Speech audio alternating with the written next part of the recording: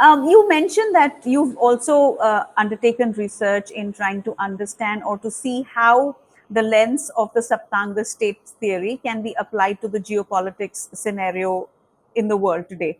What are your findings? Can you just maybe share some thoughts on that? Oh my goodness, you'll have to give me a couple of hours, Rujita. Okay. This is something. This is something which I have been working on very hard. Okay, but jokes apart, Yes. the thing is that Kautilya has two ways in which he has envisaged Mitra, as in the countries which are around you. So there, the first one is that there are 12 sets, or there are 12 relationships. Often they have been understood as 12 nation states, as in 1, 2, 3, 4, and specific names of those nation states around the Mauryan period. Hmm. However, it is more the kind of relationships. So there are 12 kind of relationships that you can have with countries around you. And Right. these are, like normal. One of them is, say, for example, Mitra. Another one is Ari. Another one is Madhyam. Madhyam Hmm. is the buffer state. Another one is Udasin. Hmm. Udasin is the big country very far away from you who doesn't Hmm. want to live here. So these are 12 relationships, and there are things like, enemy in the rear, the friend of the enemy in the rear, the enemy in front, friend of the enemy in front, and all of them have proper Sanskrit names. Wow. However, I am not focusing on this one. There is another set, another way of envisaging international relations Hmm. given by Kautilya himself in the same book, in the same Adhikaran, in which he looks at four groupings. Hmm. And these four groupings are of three relationships each. Hmm. So the first one is the Vijigishu. Who is the Vijigishu? Us, the person we are trying to analyze, the world conqueror. So today, we are not conquering any worlds. Today, it is achievement of our geopolitical objectives, a proper equilibrium of our risks, opportunities, threats, etc. So that's what the Vijigishu does. In other words, the national interest. Hmm. The most ubiquitous thing, the national interest. National interest. Now, this Vijigishu has one Mitra and one Mitra Mitra. So, this is three. The second group is your enemy, your Ari.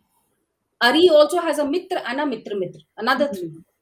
The next is the Madhyam, or the buffer state, which is large and which kind of buffers you from your enemy. Again, the Madhyam has a Mitra and a Mitra Mitra. That's another three. And the last is the Udasin, again with a Mitra and a Mitra Mitra. So, how many are there? There are 12. 12. I am now mapping today's plurilateral groupings such as the QUAD and the IPEF Hmm. onto all this. And I can tell you that the insights that this throws up, and when you keep the focus of the Vijigishu or the national interest in your mind, the way in which you can understand the ramifications and the place of each and every country which is there Hmm. in the scheme of things is just amazing. The clarity is amazing. Hmm. So let's see where this goes. Interesting, very interesting. Especially since we are living in times that are, that are so Complicated, critical, very critical. complicated. Yes, yes, complicated, and it is so critical to know who your enemies and who your friends are, and more importantly, who to ally with and who to maybe jettison at the right time. And Pujita, also the alliances, friendships, and enmities keep changing as the issues change. Correct. Inside the Quad, the US may be our friend. Yes, Outside the Quad, it may be our enemy. correct. Very true. Very true. So, you have to make these different mappings for each issue Yes. and then consider it comprehensively. So Hmm. I just wish that in our foreign service academies, somebody would study the Arthashastra properly. Let's see.